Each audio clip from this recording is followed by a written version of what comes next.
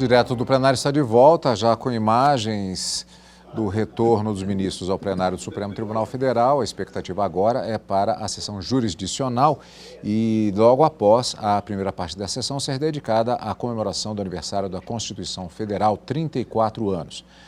Agora, com os ministros retornando, a segunda parte da sessão deve ser dedicada ao julgamento da pauta de hoje e que vamos acompanhar, como sempre, ao vivo, direto do plenário. Podemos nos sentar.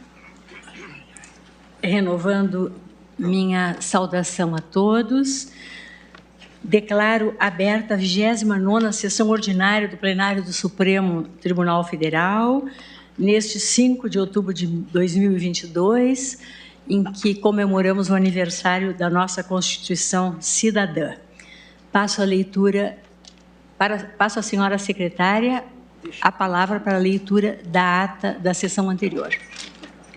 Ata da 29ª Sessão Extraordinária do Plenário do Supremo Tribunal Federal, realizada em 29 de setembro de 2022. Presidência da senhora ministra Rosa Weber.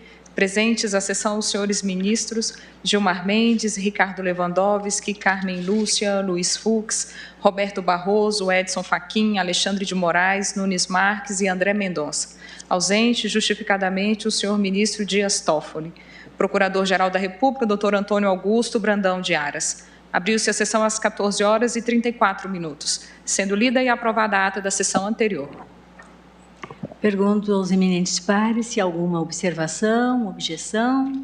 A ata, nada havendo, declaro-a aprovada. E chamo para continuidade de julgamento a ação declaratória de constitucionalidade 51, sob a relatoria do ministro Gilmar Mendes, em que requerente a Federação das Associações das Empresas Brasileiras de Tecnologia da Informação, Acesso Pro Nacional. Essa ação diz com as ODS 16 e 17.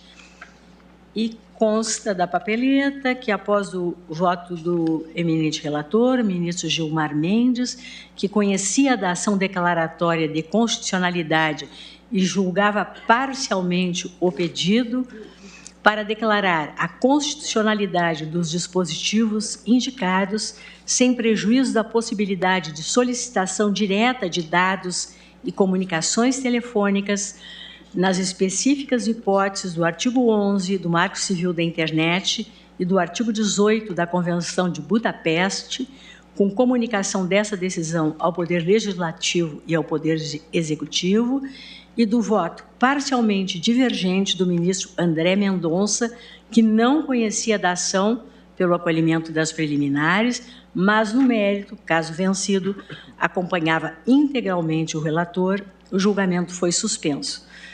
Suspeição afirmada pelo ministro Luiz Roberto Barroso. Eu passo, então, a colher o voto do eminente ministro Nunes Marques. Senhora Presidente, ministra Rosa Weber, senhores ministros, senhor Procurador-Geral da República, doutor Augusto Brandão de Aras, senhora Secretária da Sessão, senhores advogados, boa tarde a todos. O caso dos autos diz respeito à ação declaratória de constitucionalidade, ADC, proposta pela Federação das Associações das Empresas Brasileiras de Tecnologia da Informação, a CEPRO Nacional, por meio da qual intenta-se assentar com caráter vinculante a constitucionalidade de algumas normas de cooperação jurídica internacional entre autoridades judiciárias brasileiras e estrangeiras, nomeadamente as norte-americanas, no contexto específico das mídias eletrônicas. O cerne da controvérsia está na verificação da constitucionalidade da aplicação do Decreto 3.810, de 2001, e dos artigos 237 e 2 do CPC, assim como dos artigos 780 e 783 do CPP, quando o Poder Judiciário brasileiro, em processo civil ou criminal, requisitar o conteúdo de comunicação eletrônica que esteja sob controle da empresa de tecnologia localizada fora do território nacional. A parte autora sustenta que, tendo-se como constitucionais e aplicáveis os dispositivos acima referidos, tais requisições devem materializar-se necessariamente por meio de cartas rogatórias ao juiz estrangeiro, norte-americano, nunca podendo a requisição ser simplesmente dirigida à sucursal brasileira da empresa, que tem sua matriz no exterior e lá mantém os arquivos das comunicações. Afirma a autora que isso é o que decorre do acordo de assistência judiciária em matéria penal, entre o governo da República Federativa do Brasil e o governo dos Estados Unidos da América, que foi internacionalizada no país por meio do Decreto 3.810 de 2001. Diz também que o aludido acordo tem tido sua aplicabilidade recusada por autoridades judiciárias brasileiras, especificamente em relação às empresas do setor de tecnologia, por meio da expedição de ordens diretas para as sucursais brasileiras dessas empresas. Essas ordens, sustenta a autora, desconsideram o fato de que a empresa de tecnologia, por sua própria estrutura técnica e econômica, pode legitimamente optar por não manter dados no Brasil, de sorte que a sucursal nacional não pode ser compelida a apresentar dados que não estão sob o seu poder. Pede, por isso, que se observe a sede do controlador dos dados para efeito de determinação da jurisdição responsável pela requisição desses dados. A autora, para ilustrar a existência de controvérsia constitucional relevante, apresenta, por um lado, alguns exemplos de decisões judiciais que teriam expressamente negado vigência ao CPP, ao CPC e ao MLAT. Exemplos: recurso em mandado de segurança 44.892, de relatoria do ministro Ribeiro Dantas, publicado em 15 de abril de 2016. RMS 46.685, de relatoria do ministro Leopoldo de Arruda Raposo, publicado em 6 de abril de 2015. RMS 46.685, de relatoria do ministro Reinaldo Soares da Fonseca, publicado em 11 de outubro de 2017. RHC 57.763, Paraná, julgado pelo Superior Tribunal de Justiça em 1º de outubro de 2015. E mandado de segurança número 11.114, julgado pelo TRF da 2ª Região, de relatoria do desembargador federal Abel Gomes, publicado em 27 de abril de 2014. E, por outro lado,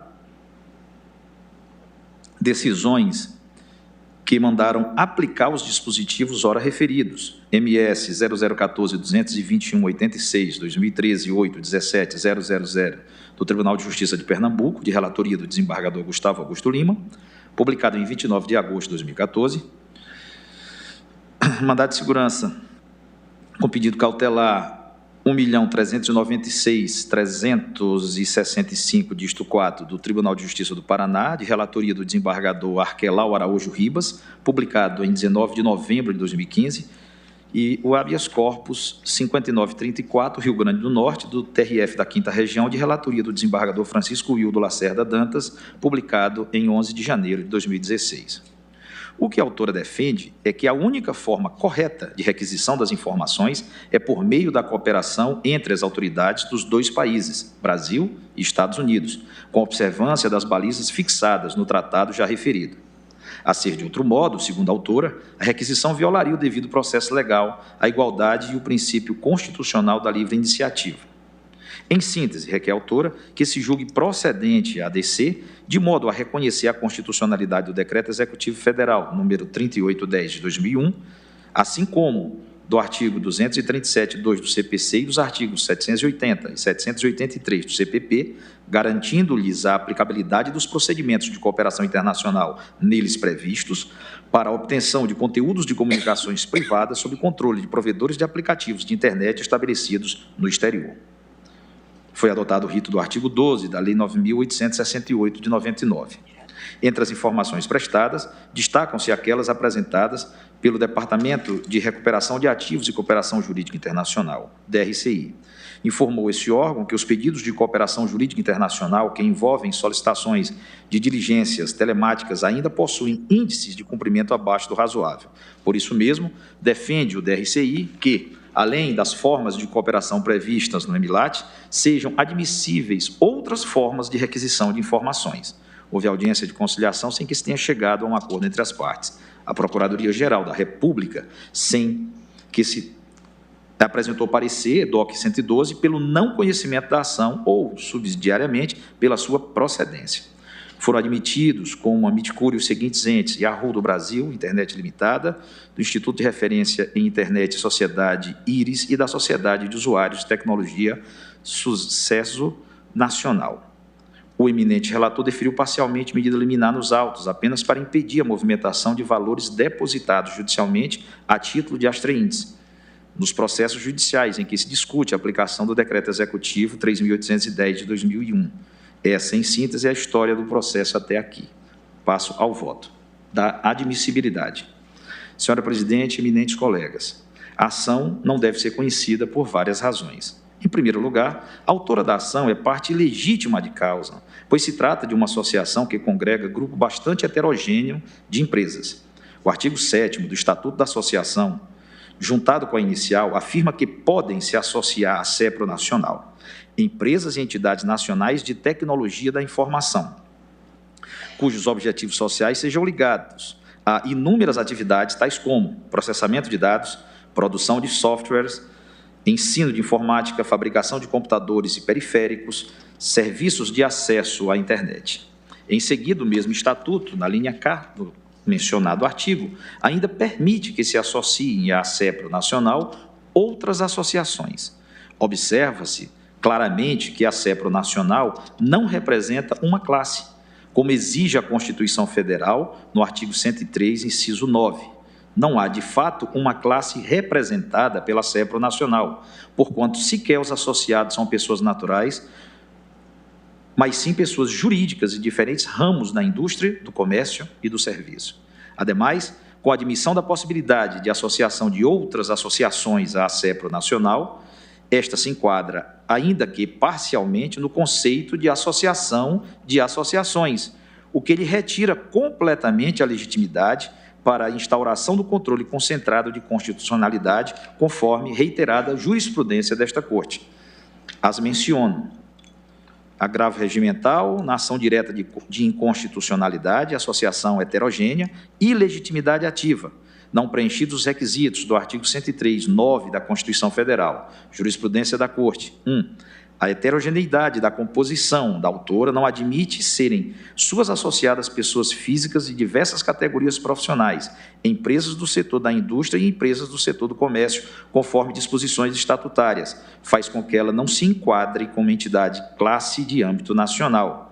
Reconhecimento da ilegitimidade para a proposição direta de inconstitucionalidade, agravo regimental não provido, ADI 4.660, em sede de agravo regimental, relator o ministro Dias Toffoli, Tribunal Pleno, julgado em 2 de dezembro de 2016, publicado no Diário de 5 de maio de 2017. Ação direta de inconstitucionalidade, controle normativo abstrato, legitimidade ativa de causa, entidade de classe, não configuração, carência da ação. O controle jurisdicional em abstrato da constitucionalidade das leis e atos normativos federais ou estaduais perante o Supremo Tribunal Federal suscita, dentre as múltiplas questões existentes, a análise do tema concernente a quem pode ativar, mediante ação direta, a jurisdição constitucional concentrada desta Corte. Entre a legitimidade exclusiva e a legitimidade universal, optou o Constituinte pela tese de legitimidade restrita e concorrente, partilhando entre diversos órgãos, agentes ou instituições a qualidade para agir em sede jurisdicional concentrada. Dentre as pessoas ativamente legitimadas ad causam para o ajuizamento da ação direta de inconstitucionalidade estão as entidades de classe de âmbito nacional. O Supremo Tribunal Federal tem salientado em sucessivos pronunciamentos a propósito do tema que não se qualificam como entidades de classe aquelas que, congregando pessoas jurídicas, apresentam-se como verdadeiras associações de associações. Em tais hipóteses, tem-se-lhes negado a qualidade reclamada pelo texto constitucional, pois pessoas jurídicas, ainda que coletivamente representativas de categorias profissionais ou econômicas, não formam classe alguma. Precedentes. A jurisprudência desta Corte tem salientado ainda que pessoas jurídicas de direito privado que reúnam como membros integrantes associações de natureza civil e organismos de caráter sindical desqualificam-se precisamente em função do hibridismo dessa composição, como instituições de classe, cuja noção conceitual reclama a participação nelas dos próprios indivíduos integrantes de determinada categoria, e não apenas das entidades privadas constituídas para representá-los. Precedentes. Entidades internacionais que possuam uma seção brasileira domiciliada em território nacional, incumbida de representá-las no Brasil, não se qualificam, para efeitos do artigo 103 da Constituição, como instituição de classe. A composição heterogênea de associação que reúna, em função de explícita previsão estatutária, pessoas vinculadas à categoria radicalmente distinta, atua como elemento descaracterizador da sua representatividade. Não se configuram, em consequência, como entidades de classe aquelas instituições que são integradas por membros vinculados a estratos sociais, profissionais ou econômicos diversificados, cujos objetivos, individualmente considerados, revelam-se contrastantes. Falta a essas entidades, na realidade, a presença de um elemento unificador que, fundado na essência da homogeneidade, comunhão e identidade de valores, constitui o fator necessário de conexão, apto a identificar os associados que as compõem como membros efetivamente pertencentes a uma determinada classe. A jurisprudência do Supremo Tribunal Federal tem consignado, no que concerne ao requisito da espacialidade, que o caráter nacional da entidade de classe não decorre de mera declaração formal consubstanciada em seus estatutos ou atos constitutivos. Essa particular característica de índole espacial pressupõe, além da atuação transregional da instituição, a existência de associados ou membros em pelo menos 9 estados da federação. Trata-se de critério objetivo, fundado na aplicação analógica da lei orgânica dos partidos políticos, que supõe, ordinariamente, atividades econômicas ou profissionais amplamente disseminadas no território nacional, precedente ADI 386. ADI 108, em questão de ordem, relator ministro Celso de Mello, Tribunal Pleno, julgado em 13 de abril de 92, publicado no Diário de 5 de junho de 92. Também não há, nos autos, a demonstração de uma controvérsia judicial constitucional relevante, como disse o eminente ministro Celso de Mello nos autos da ADC 8, em sede de medida cautelar, julgada em 13 de outubro de 1999.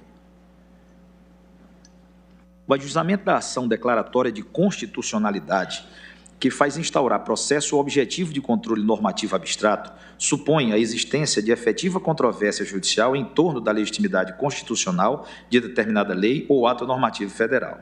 Sem a observância desse pressuposto de admissibilidade, torna-se inviável a instauração do processo de fiscalização normativa em abstrato, pois a inexistência de pronunciamentos judiciais antagônicos culminaria por converter a ação declaratória de constitucionalidade em um inadmissível instrumento de consulta sobre a validade constitucional de determinada lei ou de ato normativo federal, descaracterizando por completo a própria natureza jurisdicional que qualifica a atividade desenvolvida pelo Supremo Tribunal Federal. O Supremo Tribunal Federal firmou orientação que exige a comprovação liminar pelo autor da ação declaratória de constitucionalidade da ocorrência em proporções relevantes de dissídio judicial, cuja existência, precisamente em função do antagonismo interpretativo que dele resulta, faça instaurar, ante a elevada incidência de decisões que consagram teses conflitantes, verdadeiro estado de insegurança capaz de gerar um cenário de perplexidade social e de provocar grave incerteza quanto à validade constitucional de determinada lei ou de ato normativo federal. Ora, no caso dos autos, a autora, na verdade, agita um problema essencialmente de legalidade. Os juízes estariam, erroneamente, na visão da requerente, deixando de aplicar o CPP, o CPC e o EMILAT, para fins de obtenção de informações arquivadas no exterior, especificamente nos Estados Unidos da América. Admitindo-se como correta a alegação da autora, ainda assim a questão não é constitucional, mas representaria, na verdade, uma hipótese de negativa de vigência da lei e do tratado, típica situação de controvérsia infraconstitucional, tanto assim que caberia o recurso especial para corrigir semelhantes decisões judiciais, desde que esgotadas as vias ordinárias.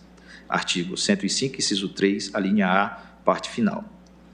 Matérias assim devem ser resolvidas por meio dos recursos processuais apropriados e não por ação declaratória de constitucionalidade, a qual se presta para debelar controvérsia estabelecida entre órgãos do Poder Judiciário a respeito da compatibilidade de uma norma infraconstitucional com a Constituição. Bem analisadas as decisões trazidas aos autos pela autora, a título de comprovação de suas alegações, não se encontra nelas disputa sobre a constitucionalidade de algum texto ou de tratado. Na verdade, os tribunais não reprovaram a solução legal da carta rogatória como ofensiva de alguma norma constitucional, tanto mais porque é antiquíssimo o uso das cartas rogatórias, com auxílio das vias diplomáticas, para a cooperação com autoridades judiciárias estrangeiras. Vejamos detalhadamente cada caso trazido pela requerente. Primeiro caso, No RMS 44.892 São Paulo, julgado pela 5ª turma do Superior Tribunal de Justiça, o acórdão em nenhum momento faz referência a uma suposta inconstitucionalidade da sistemática das cartas rogatórias. Tratava-se de um pedido de interceptação para fins de investigação criminal de delito praticado no Brasil, de um e-mail mantido nos arquivos da Microsoft. O STJ sequer tocou em qualquer questão constitucional, pois apenas afirmou que, funcionando a empresa no Brasil, onde obtém lucros e vende produtos, tem de cumprir a legislação nacional quanto a crimes praticados em território brasileiro, não sendo o caso de invocar a necessidade de cooperação internacional apenas pelo fato de sua matriz ser no exterior. Segundo caso trazido aos autos. No mesmo sentido, foi o julgamento do RMS 46.685, também julgado pela 5ª turma do Superior Tribunal de Justiça. O caso era semelhante, interceptação de e-mail hospedado na plataforma da Microsoft. Não foi discutida nenhuma questão constitucional, inclusive nem mesmo a parte interessada alegou nada nesse sentido. A controvérsia era restrita ao nível da legalidade e, nesse campo, o Superior Tribunal de Justiça optou pela aplicação da sistemática típica utilizada em relação a empresas nacionais, considerando-se desnecessária qualquer alusão a regras de cooperação internacional. O relator, ministro Reinaldo Soares da Fonseca, afirmou claramente que a mera alegação de que o braço da empresa, situado no Brasil, se dedica apenas à prestação de serviços relacionados à locação de espaços publicitários, veiculação de publicidade e suporte de vendas não exime a organização de prestar as informações solicitadas, tanto mais quando se sabe que não raras vezes multinacionais dedicadas à exploração de serviços prestados via internet se valem da escolha do local de sua sede e ou da central de suas operações com o objetivo específico de burlar carga tributária e ordens judiciais tendentes a regular o conteúdo das matérias por elas veiculadas ou o sigilo de informações de seus usuários. Terceiro caso trazido aos autos. RHC 57.763, Paraná, que também dizia respeito à interceptação de dados para fins criminais. A relatora, ministra Maria Tereza de Assis Moura, não negou validade à sistemática das cartas rogatórias, mas apenas sustentou que outros mecanismos de cooperação devem ser admissíveis, sobretudo em se tratando de colher uma informação a respeito de um crime praticado no Brasil, disse a eminente relatora. Ao que se me figura, em uma interpretação sistêmica do ordenamento jurídico, pode ser também utilizado o acordo de cooperação direta do Departamento de Polícia Federal e da empresa privada estrangeira RIM, situada no Canadá, a fim de se empregar maior celeridade ao trâmite processual, facilitando a obtenção do arcabouço probatório, desde que pautado, como foi na espécie, em decisão judicial lastreada por fundamentação idônea, na clara implementação da teoria da cortesia institucional. Ademais, saliente-se que os aparelhos da empresa BlackBerry, juntamente com os seus respectivos PINs, encontravam-se ativos no território nacional, localidade na qual foram travadas as comunicações. Em outras linhas, claro se mostra que as comunicações foram perpetradas em solo brasileiro, por intermédio das operadoras de telefonia estabelecidas neste país, evidenciando-se a efetiva atuação da referida entidade empresarial no Brasil, independentemente do local de armazenamento do conteúdo das mensagens realizadas por usuários brasileiros em âmbito nacional. Enfim, não há, nos julgados referidos, nenhuma exprobração dos textos da lei e do tratado invocados pela autora. Os tribunais apenas consideraram que a ordem direta para a empresa detentora dos dados requeridos era mais célere e compatível com o texto das comunicações investigadas, todas elas desenvolvidas por brasileiros em território nacional. Vê-se, portanto, que não é o caso de julgar-se o mérito da ação declaratória de constitucionalidade, visto que o seu objetivo é apenas o de que seja reafirmada a constitucionalidade de normas que nenhum tribunal disse que eram inconstitucionais. Acresce que as normas do CPP, que foram invocadas na inicial, são inclusive anteriores à Constituição de 1988, direito pré-constitucional, de modo que apenas por meio de ADPF se poderia discutir a sua compatibilidade com a Constituição. Em suma, por todas essas razões, a ação não deve ser conhecida.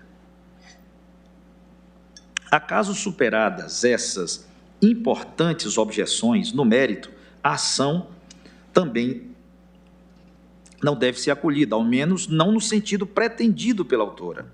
Os exemplos trazidos aos autos pela requerente prefiguram muito bem os problemas que poderiam advir de uma imposição pelo Supremo Tribunal Federal de que toda interceptação telemática de e-mails ou requisições de informações sobre comunicações eletrônicas em geral tivessem de ser feitas por meio de cartas rogatórias. Seria uma condenação da justiça criminal à ineficiência completa.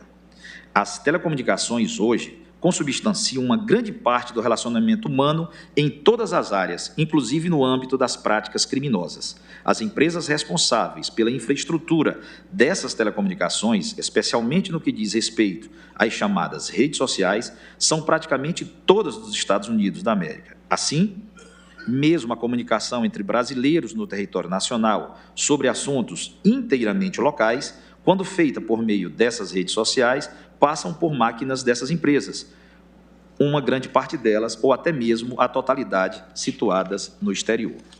É certo que tais empresas têm ampla liberdade de escolher onde vão colocar os seus centros de dados, os data centers. E nisso, de fato, entram muitos fatores em jogo de ordem técnica e econômica. O Google, por exemplo, tem um data center em Pryor Creek, em Oklahoma.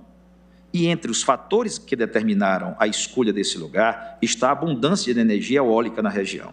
O Facebook, por seu turno, inaugurou um data center na gélida cidade de Luleå, na Suécia, para economizar energia com o resfriamento dos seus servidores. A Microsoft tem feito experiências mergulhando servidores no Mar do Norte, para assim também diminuir gastos com refrigeração. Segundo recente reportagem feita sobre onde os dados dos usuários brasileiros são arquivados em nuvem, observou-se, por exemplo, que, matéria extraída do UOL, os arquivos de usuários brasileiros do Office 365, o pacote de aplicativos em nuvem da Microsoft, como Word, Excel e PowerPoint, ficam distribuídos entre os Estados Unidos, Chile e, desde 2014, o próprio Brasil. O Brasil está entre as 44 regiões por onde estão distribuídos os mais de 100 data centers da Microsoft.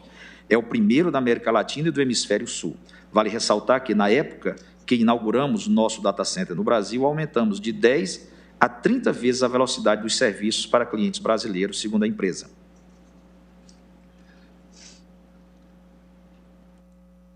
Já os servidores do Google Cloud Plataforma, onde ficam seus arquivos do Google Drive, Gmail, Google Fotos e Google Docs, estão hoje nos Estados Unidos, Canadá e Brasil.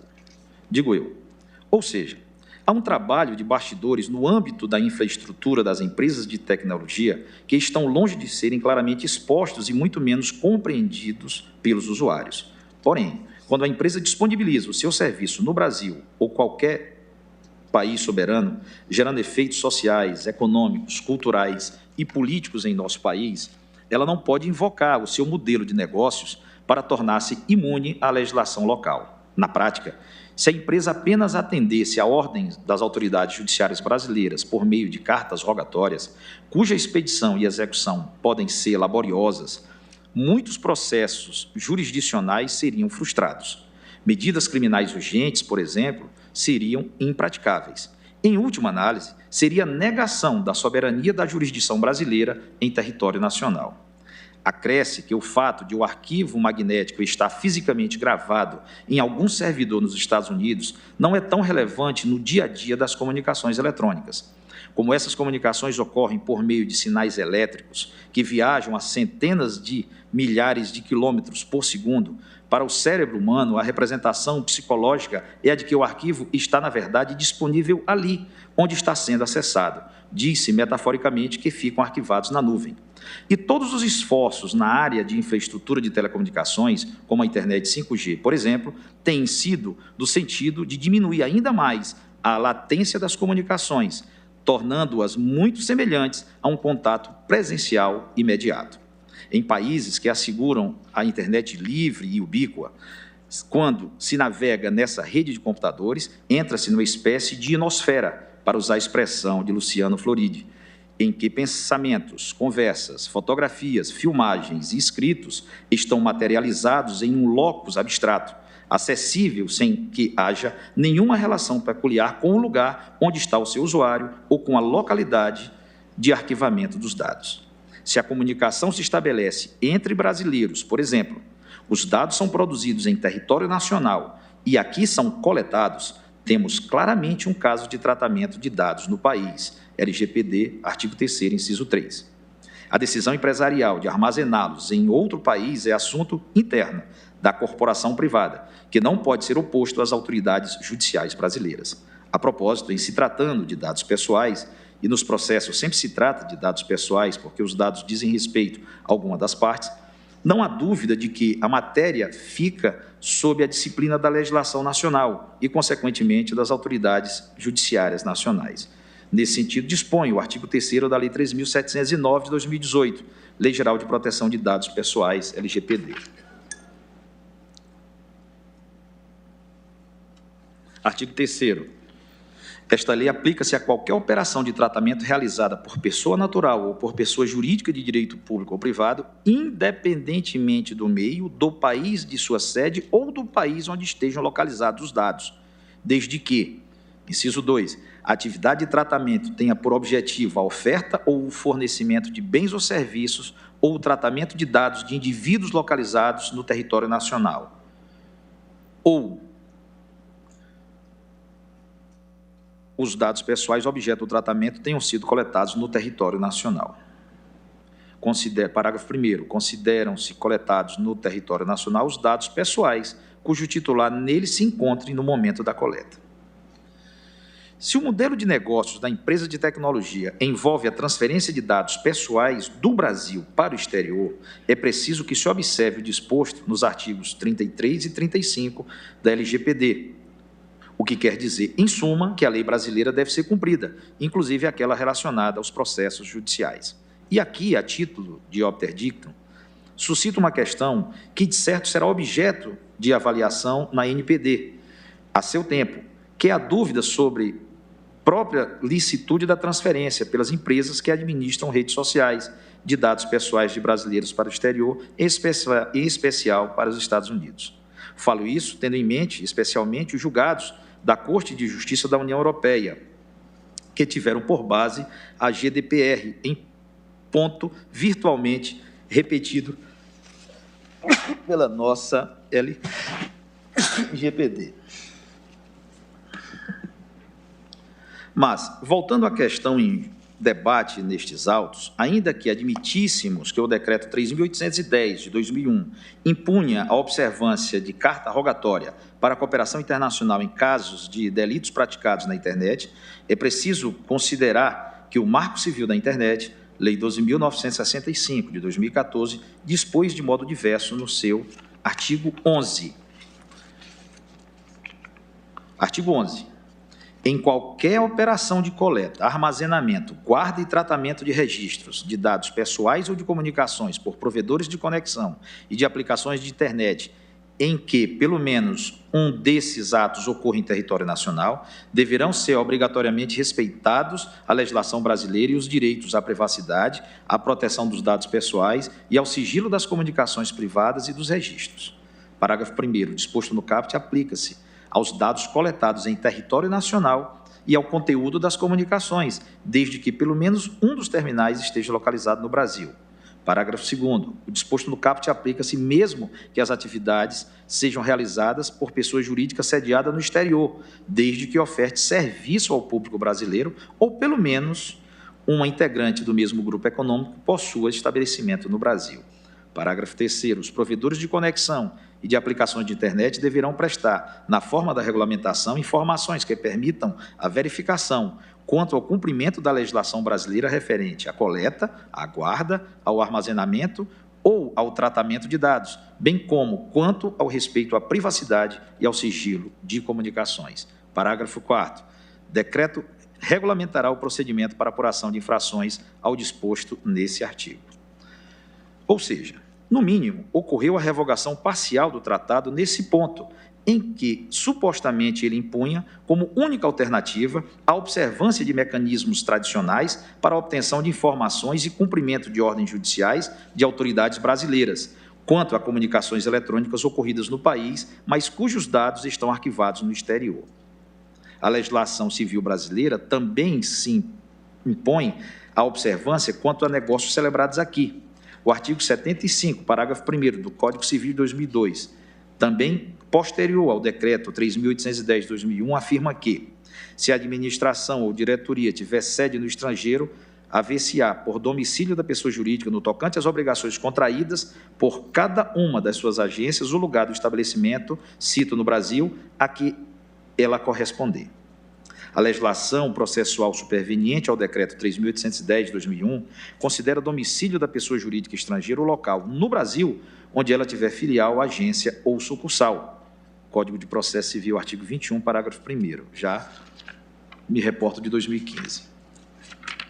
Algumas perplexidades poderiam ser geradas se o tribunal entendesse que apenas por carta rogatória e instrumentos tradicionais da diplomacia se poderia requisitar informações às Big Techs. Imaginemos, por exemplo, que um fato que é um crime comum no Brasil, mas nos Estados Unidos é apenas crime militar. Em tal circunstância, com base no EMILAT, artigo 3.1a, a rogatória não seria cumprida. Suponhamos, por outro lado, que a empresa de tecnologia resolvesse hospedar os seus servidores em alto mar, numa região não sujeita à jurisdição de nenhum país, ou até mesmo fora do planeta, em algum satélite artificial, o que hoje não é mais ficção científica. Então, ela ficaria soberana para decidir a quais solicitações atenderia a despeito de sua atividade gerar efeitos em nosso país. Cogitemos de um fato que é criminoso aqui, mas não nos Estados Unidos. Em tal caso, também a medida judicial brasileira não seria atendida, o que implicaria dizer que crimes seriam praticados no Brasil sem que houvesse meios para que nossas instituições pudessem puni-los. Criaríamos uma imunidade tecnológica contra a lei brasileira.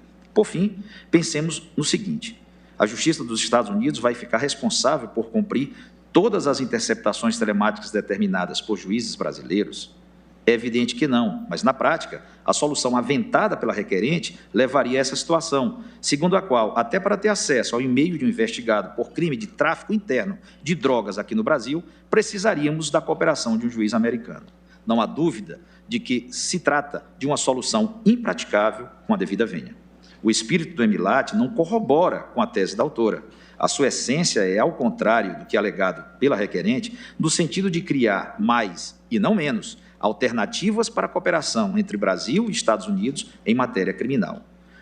Para confirmar isso, basta mencionar o disposto no artigo 1.4 do acordo, que diz: as partes reconhecem a especial importância de combater graves atividades criminais, incluindo lavagem de dinheiro e tráfico ilícito de armas de fogo, munições e explosivos. Sem limitar o alcance da assistência prevista neste artigo, as partes devem prestar assistência mútua sobre essas atividades nos termos desse acordo. Outro ponto fundamental é que o EMILAT se deu entre duas pessoas de direito público internacional, não cabendo a nenhum particular invocar direitos subjetivos com base nele. Isso está expressamente dito no artigo 1.5 do acordo. O presente acordo destina-se tão somente à assistência judiciária mútua entre as partes. Seus dispositivos não darão direito a qualquer indivíduo de obter, suprimir ou excluir qualquer prova ou impedir que uma solicitação seja atendida. A presente ação direta, com a devida vênia, está sendo exercida mais como um mandado de segurança coletivo com vistas a assegurar supostos direitos subjetivos das empresas associadas à autora. Soa, aliás, paradoxal que empresas com grande flexibilidade, inovadoras, disruptivas, desterritorializadas, invoquem para eximir-se de obrigação legal a todos impostos no Brasil de uma técnica de comunicação antiga, burocrática e destinada à prática analógica de atos processuais, mediante a translação física de coisas de um país a outro. Acontece que os arquivos eletrônicos não são exatamente como uma coisa que se transporta fisicamente de um lugar para outro. Eles são mais como uma informação abstrata que circula em fluxo e que pode ser acessada em qualquer lugar. O eminente relator falou da territorialidade dos dados. Eu prefiro dizer que os dados são ubíquos, porque, na verdade, estão em todo lugar e admitem múltiplos acessos simultâneos. Não faz sentido tratá-los como uma coisa com peso e dimensões, que precise do concurso de alguma autoridade no exterior para ser trasladado até aqui. Não se pode perder de vista, finalmente, que o EMILAT foi incorporado ao direito brasileiro no longínquo ano de 2001, quando sequer existiam telefones celulares com acesso à internet, e a rede social mais antiga a ser usada no Brasil, o Orkut, ainda não era operacional. O Facebook apenas surgiu em fevereiro de 2004 e o Instagram só em 2010. Para que se tenha uma ideia do que era a tecnologia em 2001, foi naquele ano que surgiu o primeiro celular com câmera fotográfica e não se tinha certeza à época se isso era uma boa ideia ou se levaria a mais um exótico produto destinado ao fiasco comercial. A tecnologia 3G, que permitiria navegação na internet via celular, apenas entrou no Brasil em 2004 e os primeiros smartphones foram lançados mundialmente em 2007. Quero dizer, quando o EMILAT foi celebrado, a realidade das comunicações eletrônicas era outra, totalmente diferente do que se vive hoje. Com a devida vênia, seria um anacronismo completo impor a observância de seus procedimentos obsoletos para a concretização de comandos jurisdicionais. A vetusta técnica de cooperação internacional via carta rogatória não é inconstitucional, e nem isso foi afirmado por qualquer tribunal. Isso não quer dizer, no entanto, que empresas que operem no Brasil, mesmo que o seu modelo de negócios favoreça que elas deixem arquivados no exterior os registros das atividades realizadas aqui, possam furtar-se ao cumprimento de ordens emanadas de autoridades judiciárias brasileiras, sob o argumento especioso de que tais ordens deveriam ser enviadas por via diplomática. Encaminhando-me já para a conclusão, senhora presidente, gostaria de lembrar que este julgamento, assim como todos os que versam sobre tecnologias da inteligência e da comunicação, demandam de nós uma visão inteiramente nova, porque, com a computação ubíqua e a internet, estamos diante não apenas de invenções nunca vistas, mas de um novo ambiente de convivência humana. É preciso resolver as demandas que envolvem essas tecnologias, tendo em conta o que se chama de ecologia das mídias, Streit, Braga e Levinson, Introdução à Ecologia das Mídias, Rio de Janeiro, editora Loyola, 2019. Uma nova mídia altera o relacionamento humano tão profundamente que precisamos de um novo vocabulário, de um novo imaginário e, naturalmente, de um novo pensamento para resolver adequadamente os problemas que surgem. Afinal, como disse Neil Postman, ainda no começo dos anos de 1990, as novas tecnologias alteram a estrutura de nossos interesses, as coisas sobre as quais pensamos, alteram o caráter de nossos símbolos, as coisas em que pensamos, e alteram a natureza da comunidade, a arena na qual os pensamentos se desenvolvem. Diante do exposto, senhora presidente, pedindo a mais respeitosa vênia ao eminente relator, no que divijo apenas quanto ao conhecimento da ação, mas, se superadas essas preliminares, eu acompanho o eminente relator na sua conclusão de mérito, acolho a ação em parte, declarando constitucional dispositivos e adotando como meio alternativo, entre outros, por exemplo, o artigo 11 do Marco Civil da Internet, para fazer cumprir ordens judiciais contra empresas de tecnologia que operem no Brasil e cujos modelos de negócio envolvam a manutenção no exterior de arquivos eletrônicos a respeito de operações realizadas em território nacional. É como voto. Presidente. Muito obrigada, ministro Nunes Marques. Pois não, ministro Gilmar Mendes. Eu agradeço o voto do ministro Nunes Marques e, de fato, essa discussão sobre a cognoscibilidade da ação parece bastante empolgante. De fato, aqui há vários argumentos que precisam ser devidamente tematizados. No que concerne a controvérsia, a mim me parece, e não preciso me valer de tantos subsídios, que deixar de aplicar uma norma de maneira indevida, isso está na súmula 10. Isso não é questão de legalidade, é questão de constitucionalidade. Não é? Tanto é que isso é expresso no nosso caso. Mas mais do que isso, né, o que diz a súmula 10? Viola a cláusula de reserva de plenário a decisão de órgão fracionário do tribunal, que, embora não declare expressamente a inconstitucionalidade de lei ou ato normativo do poder público, afasta a sua incidência no todo ou em parte. Quer dizer, o mero afastamento... há um autor alemão, Pestalozzi, que diz que a má aplicação de uma lei é uma infração à Constituição, ao princípio da reserva legal ou da legalidade. Aqui, então, mas aqui nós temos outras consequências que ficaram bem demonstradas no voto agora do ministro Nunes Marques, que é a instauração de uma confusão geral na medida em que os tribunais começam a fazer as suas escolhas. Daí a requerente ter feito esse pedido no sentido de uma ação declaratória de constitucionalidade, não é? Mas com esse feitio excludente, dizendo só esse o caminho. Até na semana passada, o ministro Fachin e eu conversávamos sobre isso, mostrando que aqui acabava por ter uma consequência extremamente perversa ou danosa do ponto de vista político, que era um certo imperialismo jurídico, na medida em que essas empresas normalmente estão sediadas nos Estados Unidos, se for o caso, muitas delas, não é?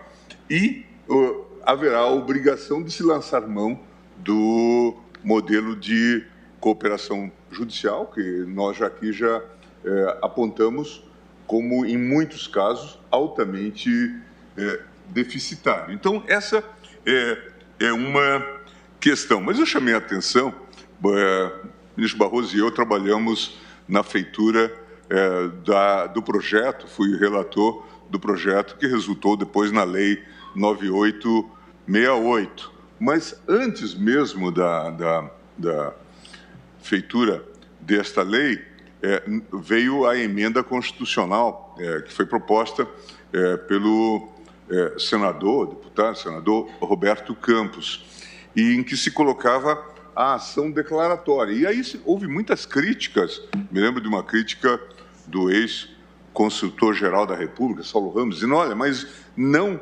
está colocando um pressuposto, portanto vai ser um tipo de consulta.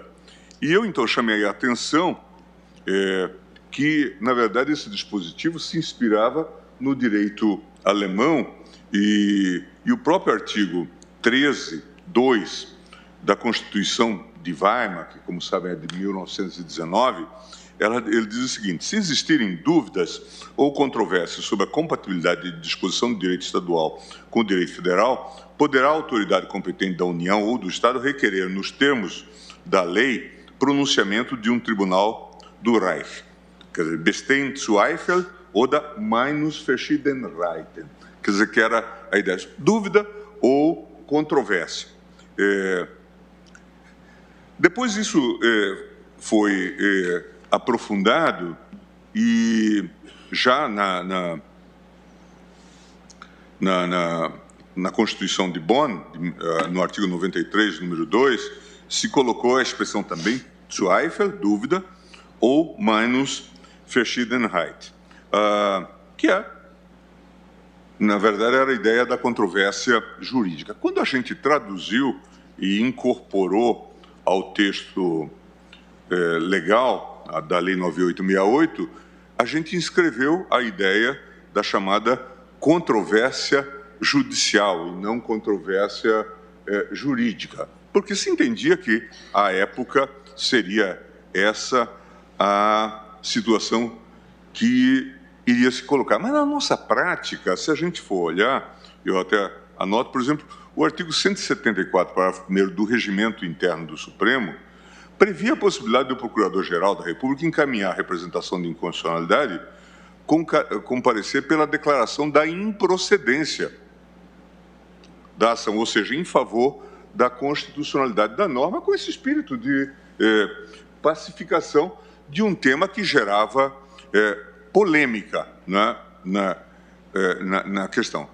É por esse motivo, eu digo que entendo que a existência de controvérsia constitucional ou dúvida fundada sobre a constitucionalidade da norma, ou que pode representar na sua não aplicação, simplesmente, Não precisa de dizer eu estou desaplicando por ser inconstitucional. Basta que gere esse tipo de controvérsia para o fim de justificar a propositura da ADC. No caso específico, nós estamos a lidar, como percebemos, um tema sensibilíssimo, de um tema que tem implicações. O ministro Alexandre enfrentou, não faz muito tempo, o debate no eleitoral deste site Telegram, não é? Que mudou de sede da Rússia para o Oriente Médio, não é? Na linha de, eventualmente, obter algum tipo de imunidade, né? E, não obstante, por exemplo, prestar serviços no Brasil e ter aqui uma grande clientela. E isso gera, então, toda essa polêmica que reclama, portanto, uma solução. Então, os exemplos são muitos. Muitos. E eu digo, evidentemente que no Brasil várias são as formas de manifestação desse estado de incerteza exigido para o ajuizamento da ação declaratória de constitucionalidade, o qual certamente abrange a existência de pronunciamentos contraditórios de órgãos jurisdicionais diversos sobre a legitimidade de determinada norma. Essa, aliás, foi a linha adotada no voto proferido pelo ministro Moreira Alves na ADC número 1, no qual se assentou a necessidade de se indicarem os argumentos pró e contra a constitucionalidade do ato normativo em causa, o que excluiria, na visão do eminente relator, a atuação da Corte como mero órgão consultivo, que sempre foi uma preocupação de não ser apenas um órgão de consulta. Raciocínio semelhante foi estabelecido na ação declaratória, já foi citado pelo ministro Cássio, número 8, no qual o ministro Celso de Mello estabeleceu, inclusive, uma valoração numérica ou quantitativa da controvérsia judicial em disputa, que tratava da contribuição da Previdência de inativos e pensionistas, tendo exigido a presença de um volume expressivo de decisões conflitantes. Compreendo, contudo, que os julgados acima mencionados conferem uma interpretação bastante restritiva ou meramente quantitativa do conceito de controvérsia judicial relevante, desconsiderando, por exemplo, a existência de decisões judiciais em um único sentido, que declaram a inconstitucionalidade ou afastam a aplicação de determinada norma, ainda que de forma escamoteada, por exemplo. Ignora ainda análises quantitativas sobre a compatibilidade e os limites de aplicação de determinado dispositivo legal no quadro constitucional brasileiro, os quais podem ser demonstrados a partir de um conjunto menor de decisões, ou com base na simples demonstração de séria divergência jurídica com inegáveis efeitos práticos, tal como estabelecido na Alemanha, as quais superam a mera questão do debate acadêmico ou da função consultiva já rechaçada por esta Corte. Quer dizer, ou definimos isso, ou confiamos essas questões a 17, 18 mil juízes, né, que vão se debruçar sobre essa temática, gerando, portanto, uma série de inseguranças. E nós já apontamos também, tem o debate da relatoria do ministro Fachin e da ministra Rosa, em que tem a questão das multas, das sanções, né, do artigo 12. Portanto, são temas que precisam ser decididos. E eu digo, então, no caso em análise, entendo que a parte requerente demonstrou a existência de séria divergência jurídica, tanto em termos quantitativos, como sob uma perspectiva qualitativa, tendo em vista a demonstração de decisões conflitantes sobre a matéria em debate por parte do Superior Tribunal de Justiça em relação a 4 tribunais brasileiros. E muitas dessas empresas, o ministro Cássio fez a citação, mas elas têm um poder ou monopolístico ou verdadeiramente oligopolístico, né? Tanto é que se consolidou a expressão GAFA, não é, como uma expressão de um poder quase que desmedido, e se fala de uma série de construções em torno disso. Nós vimos que nessa associação que traz essa arguição, tem-se um núcleo de debates patrocinado e sustentado pelo Facebook, tendo em vista o seu modelo de negócio. Portanto, ele bloqueia, em princípio, dificulta, né, o cumprimento dessa legislação, invocando, inclusive, ser sede de ter suas sedes nos Estados Unidos e estar a descumprir ou poder descumprir decisões nos legais dos Estados Unidos. Houve igualmente a indicação de decisões de primeira instância que seguiram a linha da plena e exclusiva aplicação do EMILAT, bem como a indicação dos efeitos práticos dessa divergência, as quais resultaram inclusive no deferimento de pedido cautelar para que fosse suspenso o levantamento de valores aplicados a título de multa em decorrência do descumprimento de ordem de requisição direta de dados e comunicações eletrônicas. Mais do que isso, eu entendo que há indicação de relevante controvérsia jurídica em termos qualitativos com a apresentação de argumentos e discussões de inegável natureza constitucional que envolvem o princípio da independência e soberania nacional, da autodeterminação dos povos, da igualdade entre os Estados e da cooperação, bem como questões atinentes ao controle de constitucionalidade de normas incorporadas ao ordenamento jurídico brasileiro a partir da celebração de tratados internacionais. Por isso eu digo que é dever dessa Suprema Corte enfrentar a questão e não deixar de considerá-la, já que a análise da questão a nível infralegal não esgota a dimensão constitucional da discussão. Importante pontuar que a jurisprudência estabelecida pelo STJ sobre o tema abordou os fundamentos constitucionais acima elencados, como a questão da soberania nacional, o que torna imperiosa também a manifestação do Supremo Tribunal Federal. Tal como pontuado por Fabrício Polido, em recente artigo sobre o tema, não se deve esquecer que esta DC serve para especificamente lembrar à sociedade de que a mais alta corte está à disposição dos jurisdicionados para adjudicar litígios de natureza constitucional e proteger a Constituição, bem como que normas internacionais, independentemente da hierarquia que lhes atribua, também fazem parte do nosso ordenamento jurídico. Só para lembrar, ministro Cássio, eu, como advogado-geral da União, me deparei com uma situação bastante singular, que foi a questão do apagão, o chamado racionamento, em que nós tínhamos um regramento, baixado em medida provisória, que estabelecia as regras, e vários juízes de tribunais, os mais diversos, passaram a negar a aplicação, seja por interpretação conforme, seja por suspensão liminar, declaração de inconstitucionalidade. Quando essa questão se colocou, veio esse argumento que tinha aparecido na ADC número 8. Este caso está na ADC número 9.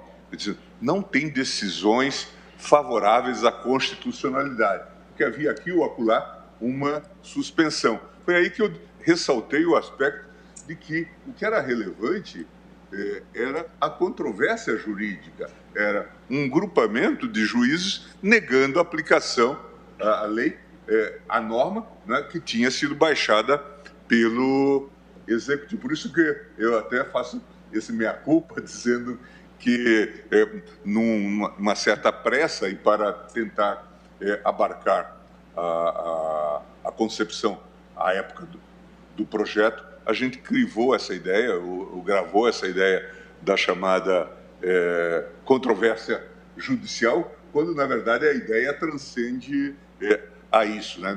E, neste caso específico, o que nós estamos a ver, eu acho que a partir até da engenhosa propositura da ADC, de fato, às vezes, modelos que são quase que excludentes.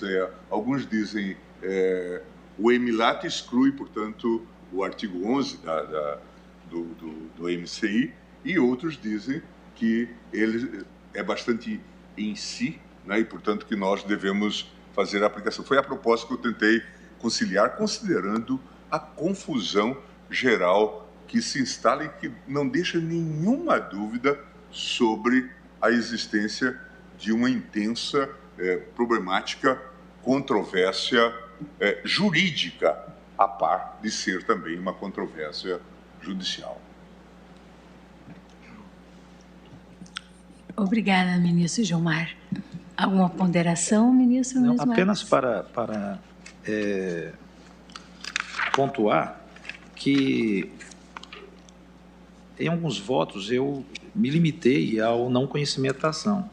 Mas essa eu tive, além de já vislumbrar a relevância da matéria, eu tive a oportunidade também de ouvir o ministro Gilmar sobre isso na sessão anterior, em que ele fez essa exposição e trazendo à baila, né, trazendo reflexões acerca de não nos limitarmos a uma controvérsia judicial. E o exemplo que Vossa Excelência deu hoje foi muito bom.